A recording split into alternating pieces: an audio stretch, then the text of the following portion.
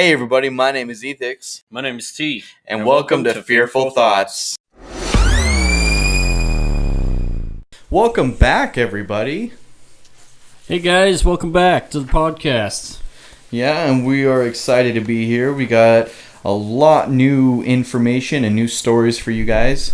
So yeah, I'm excited. We got a ton of information and some really cool stories to tell.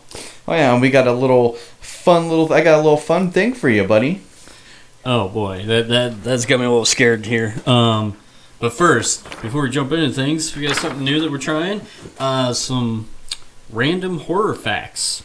We're gonna try this out at the beginning of every episode. If you guys like it, great. If not, let us know. Give us some feedback. So, did you know that Psycho is the first American film to feature a toilet? A toilet. A toilet. Oh, wow. In addition to being the first film to show a toilet on screen, Alfred Hitchcock's Psycho is also the first American film in which we hear the toilet being flushed. Well then, I don't know how to respond to that. That's actually pretty interesting. I didn't know that it was such a big deal for a toilet to be on TV. Well, back then, people were a lot more modest than what they are now. A lot more repressed. And they, everybody knows that, you use the bathroom and stuff, but it's something that they really didn't want out there. Like, they thought it was dirty humor or whatever to have it on film and in TV, so nobody used that. Yeah, but the great Alfred Hitchcock was like, nah, fuck that. We're just going to put that in there. Like, we're all human. Right? Like, that guy's a true visionary in horror all around. I mean, when you talk about horror, you cannot think of Alfred Hitchcock, or not think of him, Yeah, no, I get what you're saying. He was the first person in my head that comes up. And honestly, I really remember him for his cameos. Like, just walking. Mainly, he'd just be walking in his fancy suit, and he'd have his dog. And for some reason, he'd have a blonde fetish. And that's just one of the main things that I've just remembered about him over the years. And just really big staple for horror in general. Well, yeah, and his vision for horror, I mean, his stories, they were phenomenal. The Birds. Oh, yeah. And Psycho, of course, is one of the greatest. I mean, that one's been remade. A couple of his other films have, too, that I can't remember off the top of my head. Like Vertigo. Vertigo, yeah, that's a good one. Mm-hmm. But such a true visionary, and the way he told a story, the way he immersed you in the world and told the story was phenomenal. And nobody does that anymore. I mean, the horror... I have a niece who's I've been watching horror movies with, and I'm trying to get her to watch the classics, Not that far back, because I know she doesn't appreciate it, but like Critters and... So like more 80s. 80s, yeah 80s style, 80s and 90s style. And she has a hard time sitting through them because she's like, they're boring to her because they're slow. And I keep trying to tell her, it's all about the build-up, the character development, setting up the story, trying to immerse you in the story. Whereas nowadays, horror is just boom, boom, boom. It's in your face. It's right now. Within the first 5 minutes, you see the killer killing somebody. Like, it's so weird. Yeah, suspense has been something that people don't appreciate as much as they used to. Back in the day, when they had like Alfred Hitchcock's Psycho, you didn't know who it was, and for the fact being of the build up to each scene, and it got you questioning what was going to happen or when was the right mindset to have. And I thought it was the most amazing thing to have. I don't know, just out of every horror movie, suspense is a must. Like, if you don't have it and you're just doing like what you said, that boom boom boom, it ruins... I mean, yeah, you get a great jump scare out of it sometimes, but you don't always get that build up to get people scared. They might be scared, but you didn't build it up more than what it could have been.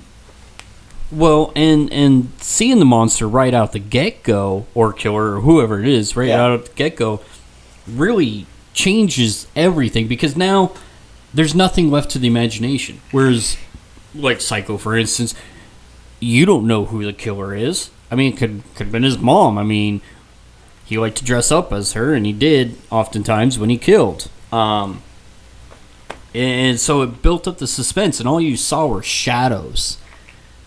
Like the shower scene. I mean, oh my god, like that is like one of the best horror scenes that has been played out over the years. Like, he introduced that, and everybody's used it since in one form or another. Yeah. And I know this is another random fact, but I just love this because since we were on the topic of the movie Psycho, they used chocolate sauce for the blood. And because it was a black and white movie, they got away with that. Like, it didn't show up as red, so it didn't really matter, but they diluted chocolate sauce, and that's where all the blood splatter and everything, and messy scene. Well, good thing it was in the shower. Yeah, no kidding. Then you turn on the water, she's clean again. Yeah, it's weird, with the whole rating system and everything, and what they were able to show and stuff. I know that Alfred Hitchcock himself, fought with the rating system and went to bat against them because they wanted to cut so much from all of his movies. It changes, and he's like, no. And then that's part of the reason why, you see shadows and you see a shadowy knife. You don't actually see the knife penetrating the victim or anything because they couldn't show that back then. Yeah, it was implemented. Implied, buddy. Words are hard for me. This is an everyday occurrence. Yeah, well, fair. So I got a fun game for you, and it has to do with my stories. So you and I actually went separate ways in what we're going to be telling today. I actually went with Skinwalkers, and we were pretty close. I mean, I would consider them in the same family. Same family tree, if you want to look at it like that. That's just my opinion. Yeah, definitely. And just so everybody's aware, because I know we haven't necessarily said it, this episode is about shapeshifters. Yeah, and that's where my little mishap went, and I went a totally different direction. That's all right. It's awesome because we got such different stories. We know that nothing, kind of like the Black Eyed Kids, I was a little concerned that we might have came to the same stories, and brought the same stories to the table, which would have made for a really short episode. Oh yeah, like 20 minutes. Yeah. So I'm glad that we went different directions, but still on the same topic. Exactly. But like I said, the family tree, pretty similar. Changing, if you will. So this game is 2 truths and a lie. So I want you to try to catch the lie. I have 3 facts about skinwalkers for you. So, yep. So the first one... Hit me up, buddy. See if you can try to pull one over on me. I will. It is said that in addition to being able to shapeshift, the skinwalker is also able to control the creatures of the night, such as wolves and owls, and to make them do its bidding. Second one. The skinwalker kills out of greed, anger, envy, spite, or revenge. And then number 3, it has been said that the skinwalker eats its prey's brain to gain the knowledge of the once living victim. Now, before you answer, why don't you guys, because since this is also going to be on YouTube, leave a comment and tell us what your answer was, because that would be really interesting to see. Yeah, and if any of you have my number, just text it to me really quick, because I'm struggling with this one just a smidge. I told you it. All right, you got some good ones here. All right. Remember, there's only one lie. Right. Well, I feel like number 3 is real, because I do remember something in some myth and lore. I don't remember if it's necessarily skinwalkers or not, but that some tribes would eat the organs of their enemies to gain their strength. So I want to say that one's true. Is that your... Okay, so which one is the lie? And so I'm I really want to say the first one is the lie. You're going to say the first one? Yeah, I think I'm going to stick with the first one. Final answer. Final answer. Wrong. Son of a Number bitch. 3 was the lie. Actually, I took that out of...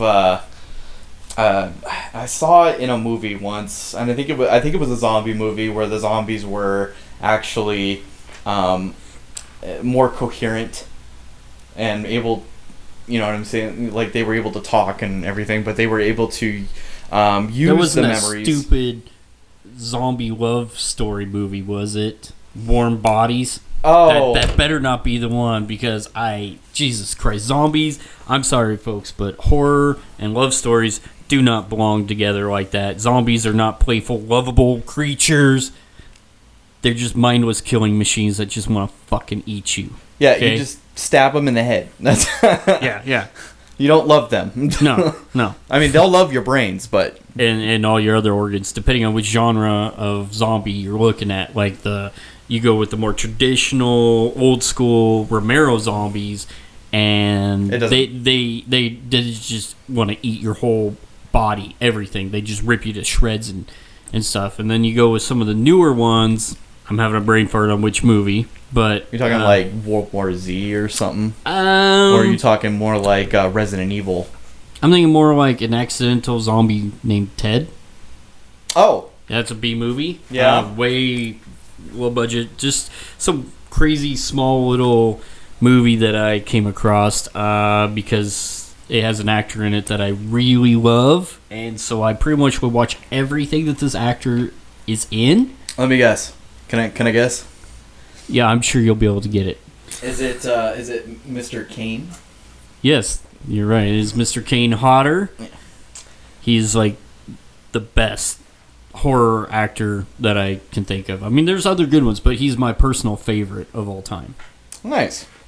Well, so to get back on track, I have a couple stories for you guys and for you. Yeah. Hopefully, I got a scary one to kind of make you I'm hoping tremble. so, because I haven't been able to stop thinking about those black-eyed kid fuckers since the last time. Oh, did you get a visit?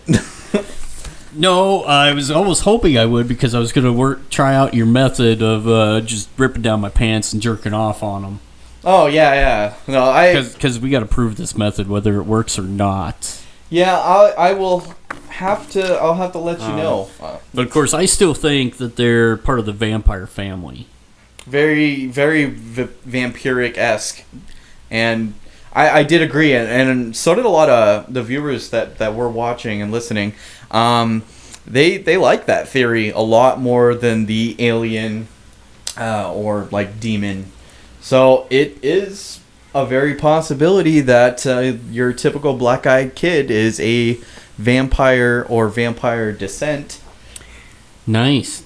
Yeah, I'm liking that. So I also have a couple stories for you, buddy. I got about 3 total, but I also have a few different explanations of different shapeshifters. Oh, cool. And in our stories, we're going to be, at least with my stories, I'm going to be taking you overseas. We're going to Ireland, baby. We're going to Ireland. Hell yeah. Yeah. Unfortunately, mine's in the U.S. of A. Not unfortunately, good but... old U.S. history. I love it. There we go. I also have some stories from the U.S. Some down south legends, myths. All right. So, let's dive into what a skinwalker is. In Navajo culture, a skinwalker, or Naldushi, is a type of harmful witch who has the ability to turn into, possess, or disguise themselves as an animal. The term is never used for healers. So we are going to Navajo culture, and both my stories are people from the tribal, not the Navajo tribe. So sorry if I kind of hashed out that word, and I don't mean to offend anybody. The Naldushi. No, that's all right, buddy. I would have the same problem. I know that I have some words in here that I'm probably going to totally mispronounce and screw up as well. Yeah, no harm. Just it's because we're uncultured swines. All right, now time for the story of Say Their Name and It Will Kill Them. We live in a rural community on the Navajo reservation. My aunt and her 2 brothers were home alone while my grandparents had left for the evening to attend a chapter house meeting. They were in the house, and like many people from the reservation, they didn't have electricity. It had been dark outside for about an hour, and my aunt and my uncles were getting ready for bed. Outside, they heard noises, as if someone moving things around outside. My oldest uncle went to look out the front window and saw a figure out by the truck. This was immensely out of the ordinary because the closest neighbor was miles away. Whatever it was opened the truck door and began to dig through the personal items that my family had left in the vehicle. My aunt and uncles were frightened. By the sight, they knew that they should have taken action. They took out the rifle and all steadied themselves to hold it up. They flung open the door and aimed the gun at the dark figure. The figure turned and started to walk towards them, totally unfazed by the weapon. My uncle pulled the trigger, but nothing happened. The figure drew closer and my aunt began to smell something like a rotten corpse. It was so strong it made her gag. My uncle continued to pull the trigger with no luck, and the figure came closer and closer. Off to the distance, headlights were coming up the road. My grandparents were returning. The figure looked towards the lights and started to move away and tucked itself behind a tree near the house. My oldest uncle ran toward the truck with the gun. My grandfather got out of the car and my uncle pointed to the tree. The thing was poking out its head to observe what they were doing.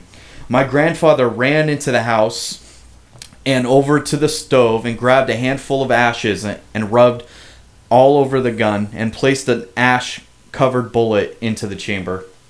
He walked out onto the porch and fired toward the tree. Whatever that thing was didn't expect the gun to go off. The gunshot echoed and the dark figure began running. My grandma chased my aunt inside and my uncles, and my grandfather went after it. There weren't many roads or paths, so as my grandfather and uncles chased after the figure, the truck was bouncing and the headlights were not fixed on one particular spot. My uncle swears that that whenever the headlights would hit the figure, he saw a woman. Not only that, whoever it was running on all fours like a bear. My grandfather eventually stopped the truck, and as they neared the ditch that drops about 20 feet, he got out and began to yell in Navajo. My uncle says that he was yelling about a local woman. He yelled that he wasn't scared and that he knew it was her and to leave his family alone. A few days passed and there was news that the woman that my grandfather was yelling about had passed away. I've always been told that if you know who the Skinwalker is, say their name and it will kill them. And yeah, that's the end. Dang, that's crazy, man. Such a good story too. Yeah, I'm a little curious about the ash on the gun and on the bullet. Like, I don't know if what was the significance of that. I don't know, and I don't. Why wasn't it firing? Is the question until they put the ash on. If I'm misreading that, I don't think I am, but they had no luck pulling the trigger, I guess. But then as soon as the grandfather put the ash on, and there's no significance of what kind of ash it was. It didn't say. So I don't know if it was just regular, logs, ash from the fight, because he said he got it from the stove, right? Yeah. That's weird. Yeah, really creepy. Dang, buddy. Wow. Yeah. I was just thrown off by the ash and everything, and the gun not firing till then. Like, wow. Yeah, that was really weird, and a local woman too. So, does that mean that obviously that means that there's people in the Navajo tribe that do this practice of being a skinwalker, because from what I was reading, you don't just get, it's not like a werewolf bite and you get bit and turn into one. It's a actual ritual that you have to do with a group of people, basically what I consider a cult, and they turn you into one. It's some magical practice that they do, and you lose basically all of your humanity. Oh wow, that's crazy, man. And so I have another story for you that I think that you're going to get really spoopered out for, and same Navajo kind of feeling to the story. It is from a Navajo descendant, and this story is called "Convinced I Saw a Skinwalker." As many of you might already know, many Navajo people, including my own family, are very reluctant to speak about skinwalkers because it is believed to attract their attention. Well, I, however, grew up away from the Navajo Nation and was very naive about the subject when it came to skinwalkers. I was an absolute skeptic. My mom used to tell a story of how back in the 80s, when she lived with her siblings and my grandparents, still in Shiprock, but the southern outskirts of it, about how she and my aunt saw a skinwalker just outside their driveway under a streetlight. She described it as a black dog with dirty fur, a twisted noodle-like front leg, and these unnatural eyes with soft burnt orange glow. Me, being my own closed-minded self, doubted every word, but I never said my doubts aloud. But these doubts totally changed last year when I went to my grandparents' house last October. Me and my family had just finished scourging the carnival at the Navajo Nation Fair. And called it night. The house was close enough where we could walk home in just 10 minutes, so we did. When we got there, it was about 9 at night, where we stayed up until about 2 catching up about family affairs and the local news. It was during that time that I just decidedly opened my mouth and blurted out the question, "Hey, are skinwalkers real?" Guys, I asked, you shouldn't be speaking about that, my grandma said, and with almost a disturbed yell in her voice. So she and my grandfather both decided to go to bed. After being scolded by my mom, one of my aunts chimes in with a very cautious tone and says, "They're real, all right." Had a few start screaming outside my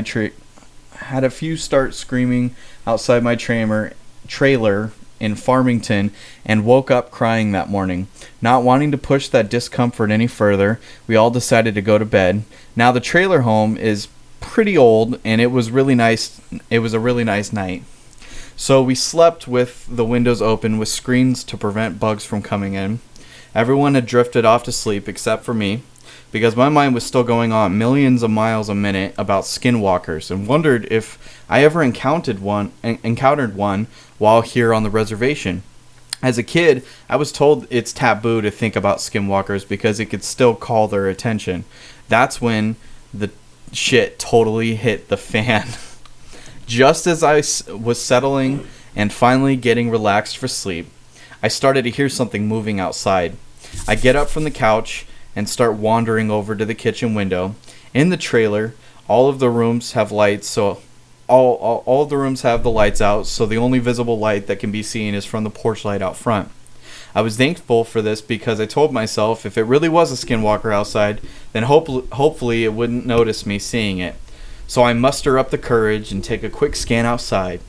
From the porch light, all I could see is the dusty ground and the vehicles that my family drove along with some old metal trash cans that stood beside the road. Looking for about a good 5 seconds, I wasn't able to see anything, so I was getting ready to turn around and walk back to bed, thinking it was just a stray cat or something. Only after taken 2 steps, I hear what sounds like a distorted scream coming from outside. Definitely close by. Fear rising, I look outside again, and there I see it. A coyote-like figure was staring at my direction from behind the cars, just outside the reach of the port light. Only it looked awfully wrong, and gave off an evil vibe. Just from seeing it, it was gray with very disheveled hair and horrific orange-red soft glow came from its eyes. I noped the hell out and ran back to the bedroom. It was at this moment I had begun to also notice an awful stench in the air that smelled like rotting meat. I started trying to wake up my mom, who was like, "Oh my God, it's almost 3 a.m. What do you want?" I immediately began in a shaken voice, "There's something scary outside." Then she said, now annoyed because I woke her up, "Ugh, it's probably just a stray animal or something. It's the res. Animals wander all the time at night." She obviously wasn't getting the drift of what I was saying, so I screamed, "There's some Blair Witch Project shit going outside, Ma." That got her attention. "What? What the hell are you talking about?" she said. Then we heard it. The thing outside started making more of its dreadful like screams and started what sounded like thrashing outside on the ground. "Hear that? That's what I'm talking about." So both her and I go back up to look outside the window, and the coyote thing was making its way to the door. It walked in an old limp and dragged its back leg as if it was handicapped. We could hear it start to scratch against the door and make this odd muffled moaning sound.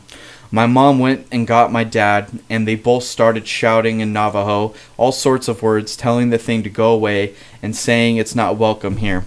Well, all this commotion was enough to get the rest of the trailer up as they came out into the hallway.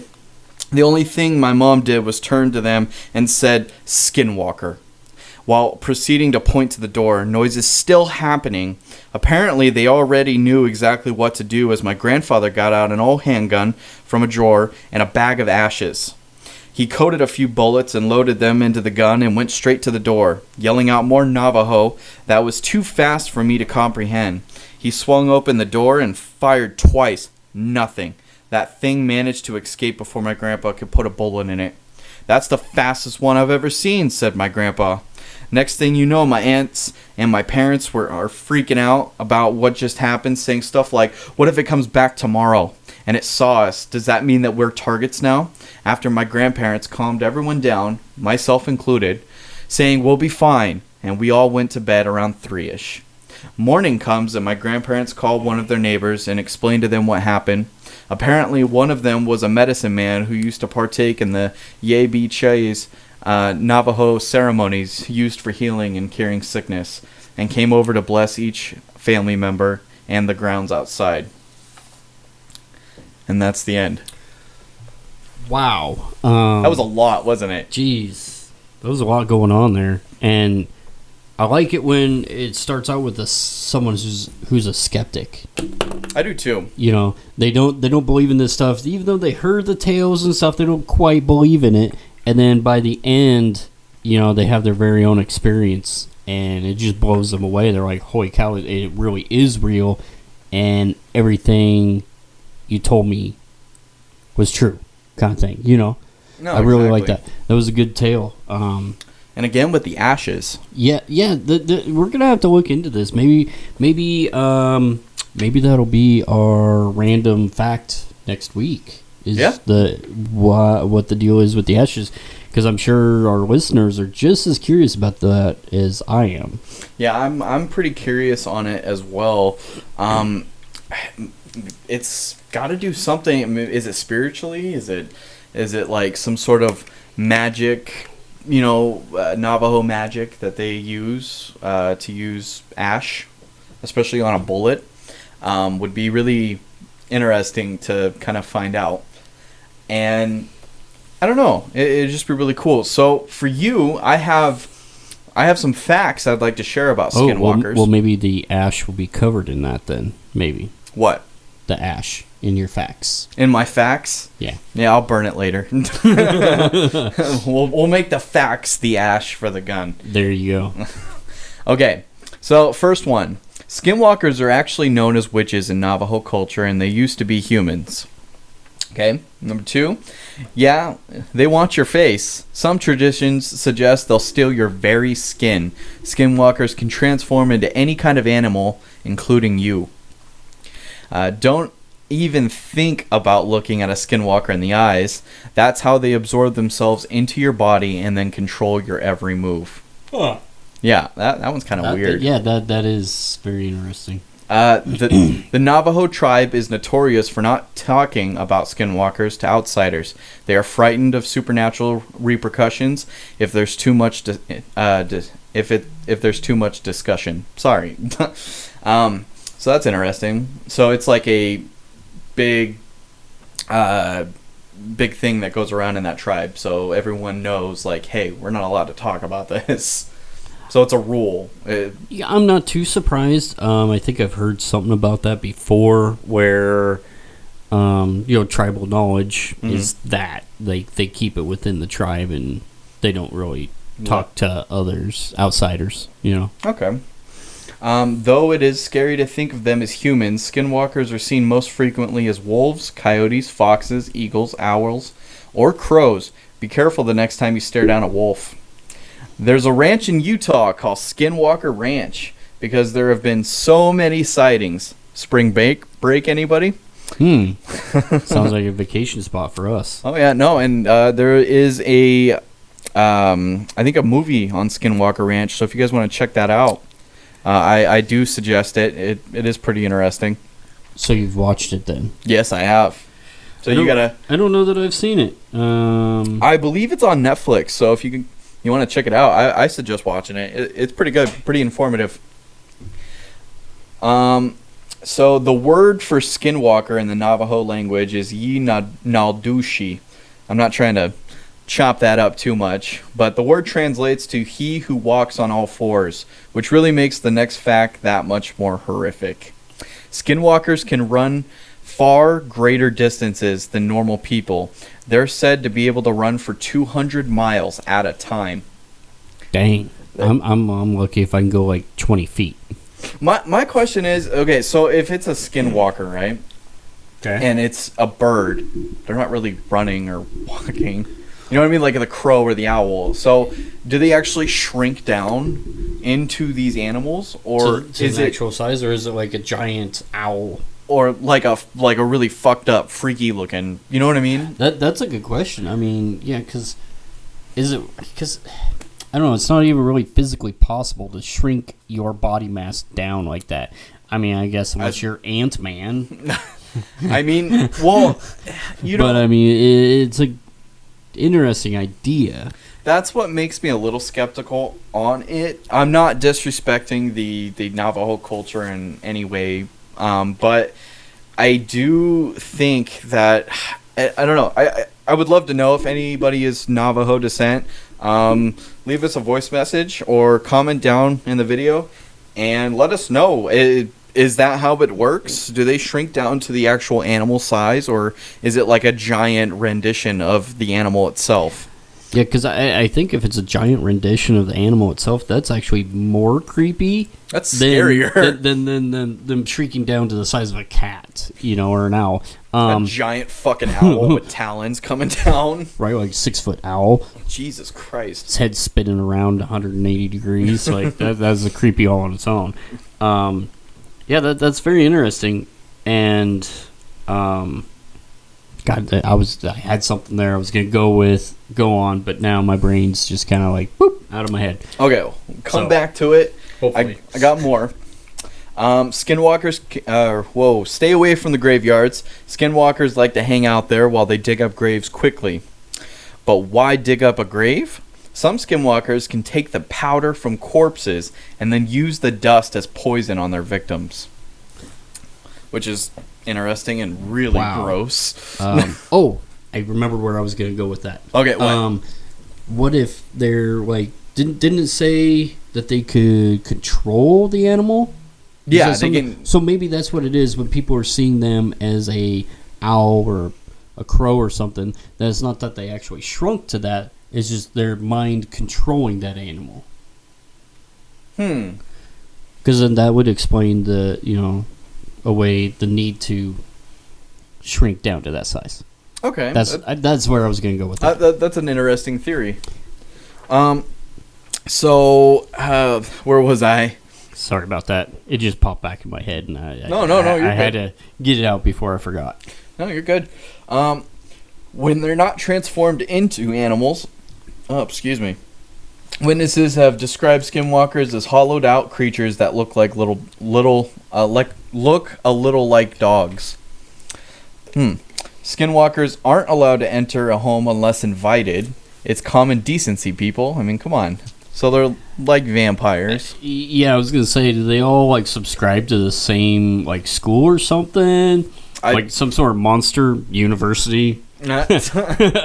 Maybe it is kind of interesting for the fact in that last story that I read, how the grandparents were yelling out, "You're not welcome here," to leave, and then they shot at it and it left.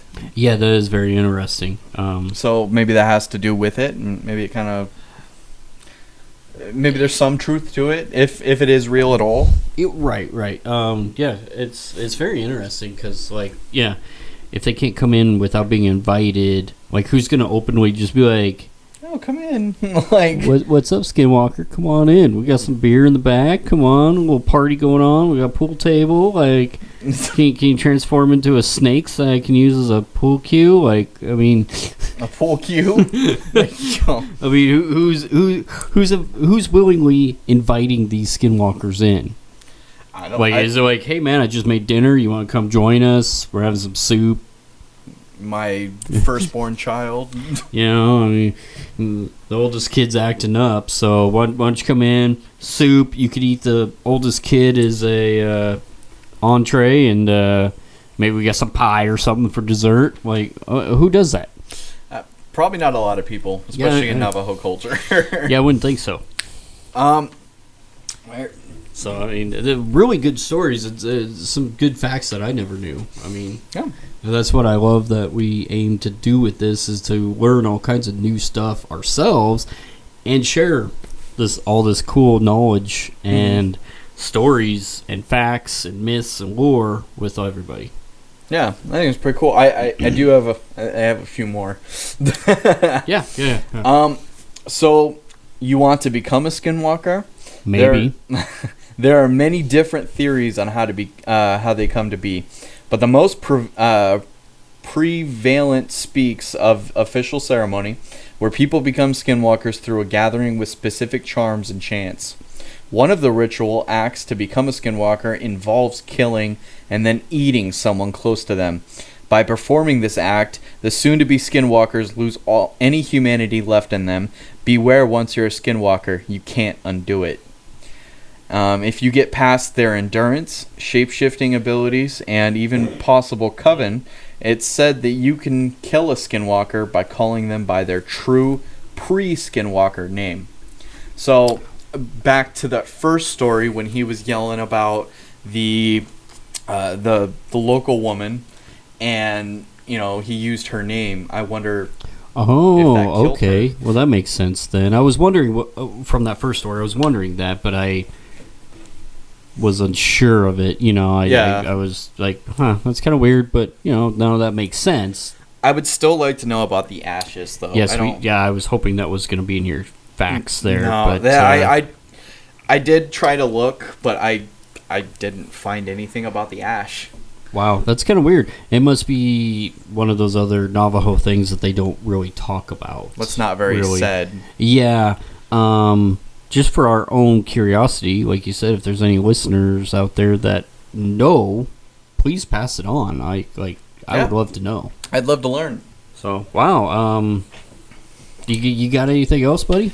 No, I think that's about it for the Skinwalkers. But before we move on, we've got to say a little something about our sponsor, Anchor, and take it away. All right, and we're back. That was a good little sponsor break there.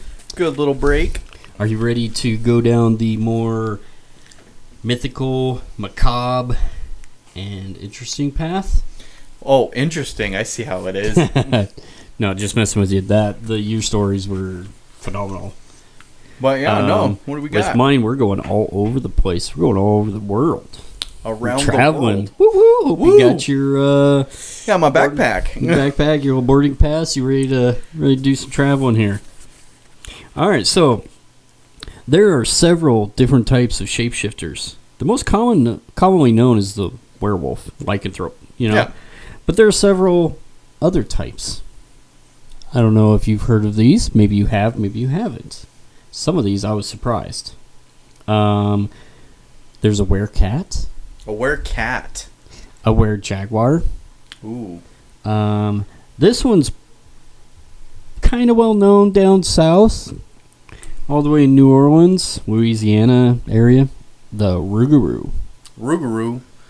Ruh-roh. I was gonna say that sounds like some Scooby-Doo shit right there. Oh yes.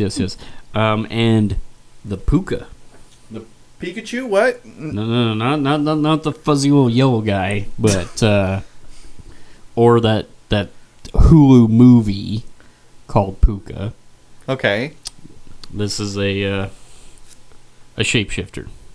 Okay. So I got a few definitions here of each one, and then we'll dive into a couple stories. Sounds good. So the first one is the werecat. Mainland Asian werecats usually become tigers. The were-tiger is often a dangerous sorcerer portrayed as a menace to livestock, who might at any time turn to man-eating. Sorry. These tales traveled through the rest of India and into Persia. The travelers who encountered the Royal Bengal tigers of India and then further west, Chinese legends often described were-tigers as the victims of either a hereditary curse or a vindictive ghost. Vindictive ghost, huh? Yeah. Ancient teachings held that every race except the Han Chinese were really animals in disguise, so that there was nothing extraordinary about some of these false humans reverting to their true natures. Alternatively, the malevolent supernatural known as the Chang devoted all their energy to making sure that tigers killed more humans. Some of these ghosts were responsible for transforming ordinary humans into man-eating were-tigers. Oh, that's cool. Definitely really interesting there. I mean... Take that, Carol Baskin. Right? You want to save these tigers? Huh? Yeah. We'll feed Carol Baskin to them. That bitch Carol Baskin. Sorry. No. That's actually funny. I was not even thinking about that one when I read it, but now I was thinking that the whole story. Fucking Carol Baskin killed her husband, whacked him. All right, so the next one I got is the were-jaguar. Ooh. The were-jaguar motif is characterized by almond-shaped eyes, a downturned open mouth, and a cleft head. It appears widely in the Olmec archaeological record, and in many cases under the principle of pars pro toto. I may have botched that. Sorry if I did.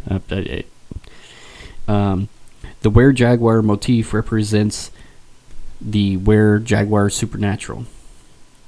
The were-jaguar supernatural incorporates the were-jaguar motif as well as other features. Although various academics define the were-jaguar supernatural differently, the were-jaguar supernatural was once considered to be the primary deity of the Olmec culture, but is now thought to be only one of many. Originally, many scholars believe that the were-jaguar was tied to a myth concerning a copulation between a jaguar and a woman. Huh. Although this hypothesis is still recognized as viable by many researchers, other explanations for the were-jaguar motif have since been put forward, several questioning whether the motif actually represents a jaguar at all. So, human chick banging a jaguar. That's one lucky jaguar. Or unfortunate, depending on how you want to look at it. Bestiality. Jesus. The original bestiality right there. The were-jaguar. The were-jaguar. Alright, good to know. Alright, the next one I got for you is an explanation of the puka. The puka. A puka is a shapeshifter and can take any form it chooses. Usually it is seen in the form of a horse, dog, rabbit, goat, goblin, or even sometimes an old man. Okay. Traditionally, a puka is seen as a dark, sleek horse with a long, flowing mane and luminescent golden eyes. An important thing to always remember about a puka is that they have the power of human speech, and when inclined, make great sport of those they talk to, as well as they like to embellish the truth. In Ireland, the puka seems to be the most feared fairy, possibly because it appears only at night and enjoys creating havoc and mischief. We feel this is doing the puka an injustice because there are no record of instances of a puka actually causing a human any harm. Okay, so it's like a good shapeshifter-ish kind of thing. Mischievous. Likes to play pranks. And you'll see I've got a story about one playing a prank. Where can you find one? Ireland? That's a good observation there, buddy. They can be found in any rural location. Every country in Ireland has its very own puka. So they're everywhere down there. Really? There. Yeah, that's what, man. They like open mountain areas so that they can run free while in horse form. Many small mountains, lakes, and springs in Ireland are called puka pools, which means puka or demon hole. Demon hole, I like that better. Yeah. Some of these are found at the sources of major Irish rivers, such as Liffey, that runs through Dublin City, or the River Bann, which is the longest river in north of Ireland, that runs through the town of Coleraine. I'm sorry, I'm mispronouncing that. I know. Coleraine? Yeah. Okay. During the Christianization of Ireland, the process of converting the pagan population to Christianity, some of the puka pools were renamed to St. Patrick's Wells, mainly associated with Samhain, 31st of October, and November 1st is considered Puka's Day. November 31st. November 1st. Oh, November 1st. Okay, so we already November passed 1st is considered Puka's Day. This coincides with the harvest and the traditional customs that which the harvest is being brought in. The reaper must have a few stalks behind. This is called the pukas. Share and must be left to appease the puka because we, for one, would not like to incur his wrath. It is said that when we see the rain falling on a sunny day, which it does a lot in Ireland, the puka will definitely make an appearance that night. Also, berries that have been killed by a frosty overnight should never, ever be eaten, as it is the puka's spit that is on them, and that would render them poisonous. Yeah, that's gross. Right? Yeah, I really want to eat somebody's spit. I mean, come on over here. What a dick. He's just spitting on all these berries. Jesus. Yeah, right? Christ. I know, Jesus. So, with that, I'm going to dive into my first story. I'm awesome. kind of breaking things up a little bit, shaking it up, do some background on it, and then I'm going to do a couple of stories. Nice. And then we'll move on to the Louisiana famous Rougarou. Rougarou. So, the only man to ever successfully ride a puka was High King of Ireland and founder of O'Brien Dynasty, Brian Boroma MacSinnetig. He lived from 941 to 1014 year, or more commonly known as Brian Boro. Brian managed to control the magic of the creature by using a special bridle that used 3 hairs of Puka's tail. Brian's physical prowess meant he was able to stay on his back until exhausted. Puka surrendered to Brian. The king forced it to agree to two promises. First, that it no longer tormented Christian people and ruined their property. And second, that it would never again attack an Irishman except those who were drunk or were abroad with evil intent. Although Puka agreed, it appears to have forgotten its promise over the years. Remember, Puka's overlord? The Prince of Lies. Oh, okay. So, in November 1813, Kildare Hunt, known as Killing Kildares, set out, having indulged in traditional stirrup cup at Tipper Crossroads near Noss. Hunt failed to raise a fox until it was approaching Tipperkevin. North of Ballymore is Country Kildare. Sorry, I'm not even going to try to pronounce this one. I'll totally botch it more than I have everything else. Oh, fair enough. Here, a large fox appeared and led a course towards Lefay. Simultaneously, an unmounted black horse appeared that did not belong to any of the riders. It was Puka. The terrain was difficult, and Fox ran fast, so that near Lefay, only one of the members of the hunt, a man named Grennan, and horse, who was really Puka, remained with the pack. The gorge was in full spat, but hounds were gaining on their quarry and started to pick up their way across the rocks. Seeing danger, Grennan attempted to recall hounds, but Puka, ahead of them, was tempting them onward. The fox headed for the ledge on the narrow part of the gorge. Then, seeing Puka's red eyes spitting fire, Fox jumped. It missed the ledge, falling into turbulent waters below. The Puka easily leaped across the gorge, disappearing into the woodlands. Pack of hounds hard on scent of Fox went headlong into the pool. Looked down, Grennan saw the fox and hounds trying desperately to swim to safety through swirling swell. Other hounds dashed against rocks, were yelping in pain and dying. He wept as most of the pack went under. Suddenly his sorrow gave way to terror. He heard a diabolical neighing, like an animal laughing from the woods opposite. Grennan knew then it was the Puka. That's fucked up.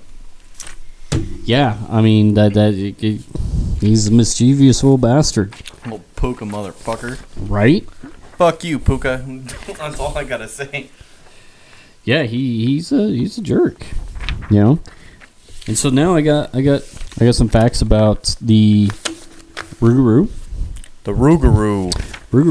Rougarou. Louisiana is home to some of the most intriguing lore of any state in America. Home to New Orleans, which is well known for its very unique practices involving voodoo and spirits. It is no surprise that there are countless ghouls, goblins said to roam the bayous and the swampland around it.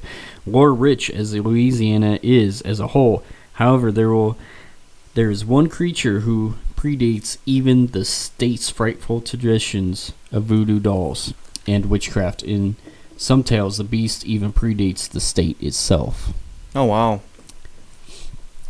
Anyone in Louisiana will immediately recognize the name Rougarou because it is such an old legend. The beast has a variety of different spellings and pronunciations of its name. Rougarou is the most recognized, but it has also been referred to as the Rougarou and the traditional French name Loup-garou, which means werewolf.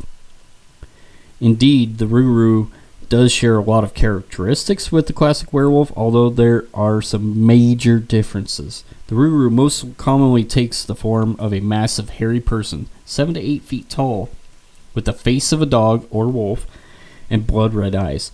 The biggest difference between this creature and a werewolf, however, is its ability to take multiple forms, although whether or not it has the ability to shapeshift at will depends on who you ask. What changes someone into a Rougarou, or if it even had the the form of a human at one point. Varies widely. Some believe that it was summoned from hell by witches. Oh, wow. Yeah, it's. I've been down to New Orleans in Louisiana a couple times. I mean, that place is heavy in like the occult. Like there's tons of voodoo shops and the rich history down there. I mean, I bet it's pretty insane, isn't it? It is, and I mean, everybody likes to talk about Mardi Gras and all that, but like, we went down there for a haunted house convention. Mm-hmm. Because we go to these conventions to learn how to operate our haunted house a little bit better, and so we went to the weird and unusual shops and did all the weird stuff. Okay. You know, I mean, of course, we hit up Bourbon Street because you got to when you're there. Okay, yeah, I've heard a lot of stories about Bourbon Street. They're all true. They're all true. Yeah, there you go. But the Rougarou was something that I came across the first time we were down there, and wow, just the history of it, the story behind it is phenomenal. So do a lot of the locals, when you went down there, did a lot of the locals like mention the Rougarou in itself? Like, did they give you a brief description or a story that they had?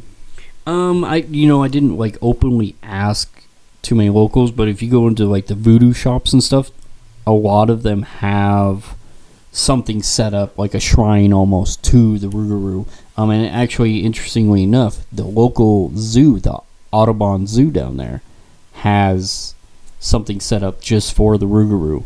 Really? They have a mock-up of what he looks like, and a little description of him, of the Rougarou.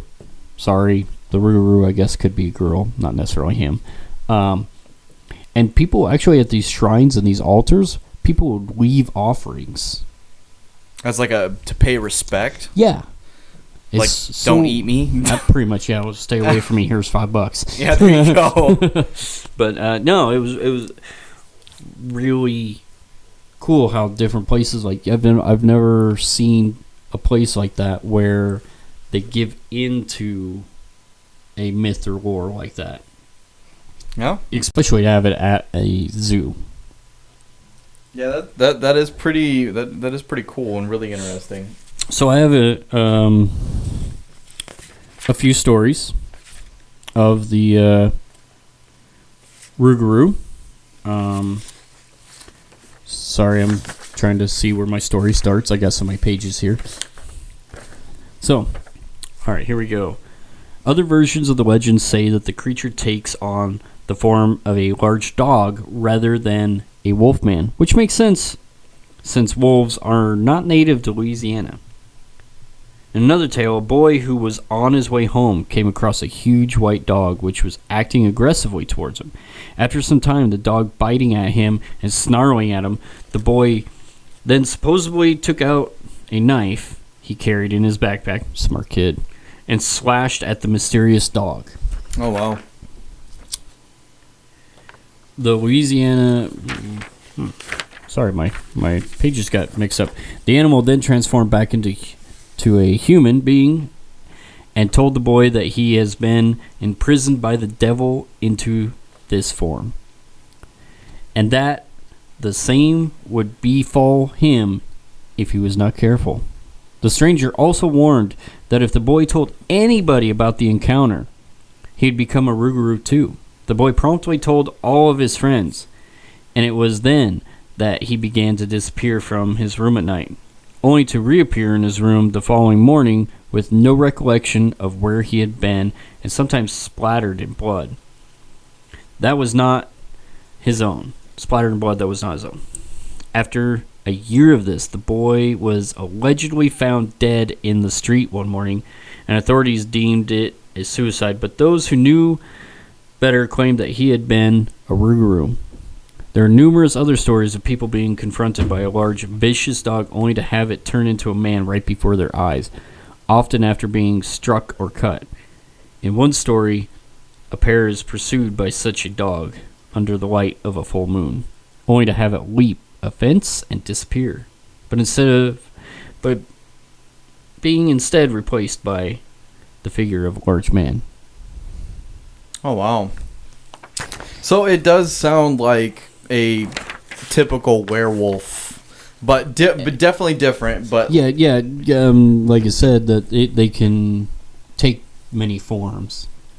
Really I cool, actually though. have a picture of one here that I will show you.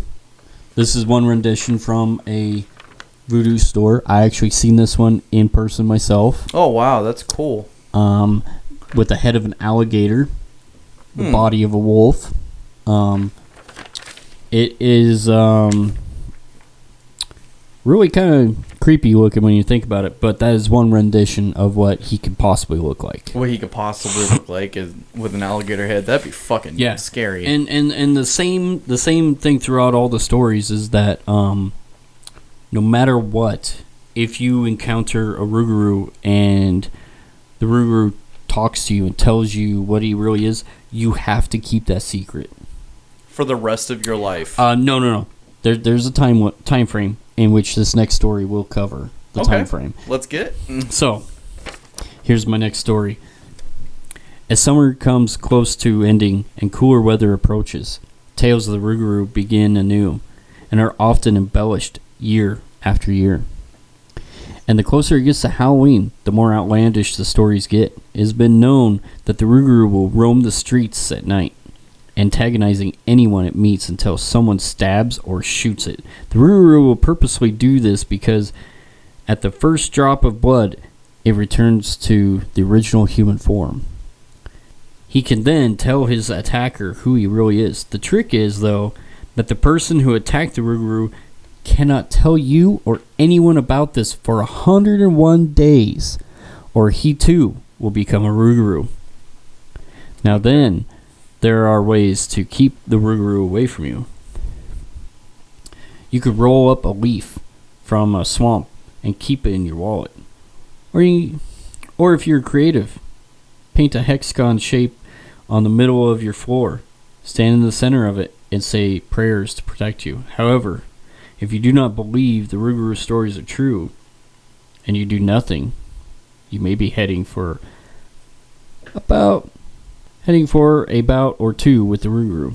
So it stands to reason that if you do intend to visit around the bayou areas, especially around Halloween time, you should not be doing any Rougarouing, staying out late, and running around the streets, unless you think you might be staying for at least 101 days.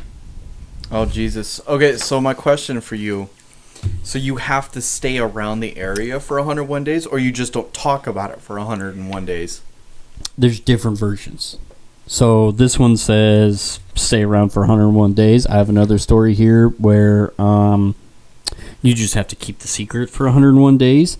Some of them you have to keep the secret for a year. Okay. So on the 366th day, you're free and you can tell your story. But if you tell it on the 365th day or the 364th day, you're screwed and you're going to become one. I wonder if there's a loophole. You know what I mean? Yeah, I mean, right here they're talking about, some voodoo-esque kind of things you could do, like the hexagon and the leaf. And the leaf from the swamp. And I believe it's because the Rougarou is a creature from the swamp, and so that leaf helps protect you against it, maybe? Okay. I would have to look into it a little bit more and see. It's definitely got some very interesting things. Very rich lore for the Rougarou. And actually, in doing my research for this, I found that there's actually quite the list of different myths and legends and cryptids and stuff in that same area. Like there's the monster of the Honey Island Swamp. Oh, wow. It's kind of a Bigfoot-esque kind of creature. Bigfoot's cousin? Pretty much. Okay. So maybe, that's something that I would definitely bring up later. He's not a shapeshifter, so I didn't want to bring any stories in about that guy. But there's a lot. There's actually a allegedly based on true events kind of film, documentary. Sorry, is it one of those like found footage? Allegedly this guy actually had cameras set up on the area and caught real footage of it. He held on to the footage, and it was found after he died. Oh, so he wasn't trying to get publicity or anything. He definitely wasn't making any money off of it and stuff. And he actually said that he would never reveal the location of where the exact monster's hive or hut, whatever, wherever the monster was. He would never give that information away. So he was protecting it. He said that he wouldn't do that because he was afraid that a lot of people would die trying to go out there and find it. So protecting other people, my bad. Okay. So, yeah. I think in a weird kind of way he was protecting both, the monster and the people. Well, because you get those people that are going to go out there and try to hunt it and stuff, So. Oh yeah. Well, do you remember that movie about Harry and the Hendersons? I love that movie. Great movie, right? Well, when he finds out and gets the Bigfoot, and he gets Harry. And he takes him home, and everybody wants to go fucking shoot him. And by the way, it was because he was an asshole and hit Harry with his car. He was afraid that he was going to get charged with a hit and run. So, he kidnapped him instead. Well, no, going back to that, no, it sounded like that movie a little bit.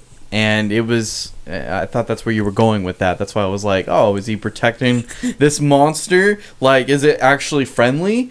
But trying to fucking, protect everybody to not die. And, that's even worse. Yeah, and the fact that he really didn't make any money off of it. I mean... Well, yeah, if it wasn't a publicity stunt, and if it wasn't him just trying to be like, oh, whatever, and he just kept it to himself, that's actually pretty cool. Was there actually did they show the video? I didn't delve into it too much because I was trying to stay on course for this podcast. Okay. But I figure when we do our Bigfoot podcast, he'll definitely make an appearance in that. Okay, well, we can we can bring him up again. I think I would be interested. I would love to give more detail about him and everything. Oh yeah, 100%. So, I just didn't for this podcast because we were talking about shapeshifters, and he's not a shapeshifter. He's more of a cryptid.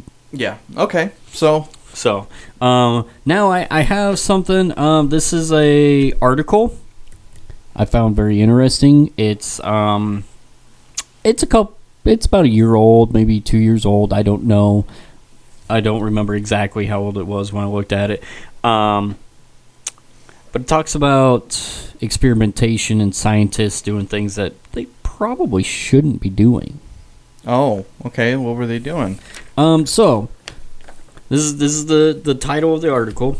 It says Japan approves first human animal embryo experiments. Oh, Jesus Christ. And I thought this was pretty fitting for our shape-shifting topic because... Yeah, that kind of falls into it, human-animal hybrid kind of thing. A Japanese stem cell scientist is the first to receive government support to create animal embryos that contain human cells and transplant them into a surrogate animal since a ban on the practice was overturned earlier this year. I'm just going to call him the scientist because I'm not going to try to pronounce this name. Yeah, fair enough. Continue. The scientist who leads the team at the University of Tokyo and Stanford University in California plans to grow human cells in a mouse and rat embryos and then transplant those embryos into surrogate animals. The scientist's ultimate goal is to produce animals with organs made of human cells that can eventually be transplanted into people. Okay. Human-animal hybrid embryos have been made in countries such as the United States, but never brought to term. Although the country allows this kind of research, the National Institutes of Health has had a moratorium on the funding of such work since 2015.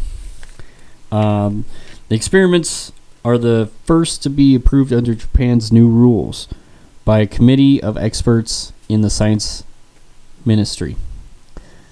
Final approval from the ministry is expected next month. The scientist says he plans to proceed slowly and will not attempt to bring any hybrid embryos to term for some time. Initially, he plans to grow hybrid mouse embryos until 14 and a half days when the animal's organs are mostly formed and it is almost to term. He will do the same experiments in rats, growing the hybrids to near term about 15 days. Later, the scientist plans to apply for government approval to grow hybrid embryos in pigs for up to 70 days. Jesus Christ. Right? I mean, that's fucking disgusting. The first thing that comes to mind is, I don't know if you remember seeing it or not, but that movie called Island of Dr. Moreau. Yes, I remember that. Yeah, where that twisted scientist does kind of the same thing. These animal human hybrid things, and they're on this island. They're like, great movie, but should not be done in real life. I mean, like, seriously, they're messing with stuff that they shouldn't be messing with. And these hybrids, I mean, if they're allowed to grow to full term and escape out of the lab or whatever, I mean, hypothetically, these things could, like, take over the world and, like, kill everybody because they'll have, like, their super animal human strength going on, and the intelligence will be off the scale. Well, I don't know about strength though, because I mean, if they're doing it with like a mouse and like a pig, I mean, you're just just a start though. I mean, you know that they're eventually gonna move on to like orangutans and apes and fucking gorilla. Oh, we're gonna have like a shark. Oh hell no! Can you imagine that? A shark's gonna come up to your drive-through window and be like, "I want to fillet a fish." No, that's really interesting. It's weird though. Why do it for the harvesting of the organs to put into other people? Well, aren't they doing 3D printing? Yeah, I'm thinking it was another alternative to the 3D organ printing. You know, so isn't that more beneficial though? 3D printing, and like, it has come a long way. Yeah, and you know that it's going to 3D print out the same way every time. You're not going to have this fucked up looking rat. Yeah, I feel like this guy is just like, I want to take humans and animals and put them together. And, we can harvest their fucking organs. Like, that's what comes to my mind. Yeah, it sounds like he's trying for some black market shit going on or something. Yeah, no shit. Or he really wants to make a were-jaguar. Ew, no. Right, like to full circle. That's part of the reason why this is included in this, because it comes all the way back full circle to the were-jaguar. He's gonna do it. He's gonna do it? You know it. Oh, God. Come on. I mean, yeah, I could totally see it. It's really gross to think about it like that, but fuck, dude, that's nasty. Right? Yeah, it's ridiculous. And I mean, I would love to have like the hearing of a wolf and this, sense of smell, stuff like that. But like, I'm not too into the idea you ready to become a furry? No, hell no. Because that's what you're talking about. No, I would become a werewolf. If I could choose any monster, it'd be a werewolf. Not a furry. Fuck those little bastards. so essentially a furry is what you're going for here. No. Yeah, I can see it. Yep. No, I mean, not fuck them. I just he really wants to. So reach out to him, please. No. Yes. Not do that. I don't know, man. Therianthropy. What's that? I was just gonna ask you if you knew what that was. No. Come on. All right. It is the more general term for animal-human shifts, but is rarely used in that capacity. Really? Yeah. So that's actually the overall term for shapeshifters, is therianthropy. So for your jaguar, everything, werewolves, everything. Like, this is like the overall big umbrella name for the whole thing. Okay. And then you get into the more technical, like the werewolf, the were-jaguar, the were-cat, the were-tiger, and stuff like that. Do you got anything else, man? I mean, I got some more stories I could read if we need to go on a little bit longer, but no. I think we're pretty good. I think we're pretty good, and I think it's a good time to be wrapping this up. All right. Well, so whether it's a werecat, a werewolf, werejaguar, a rougarou, skinwalker, or puka, be careful of the night. You never know who or what is watching from the shadows. When you are on your late night jog through the woods or a relaxing boat ride in the swamp.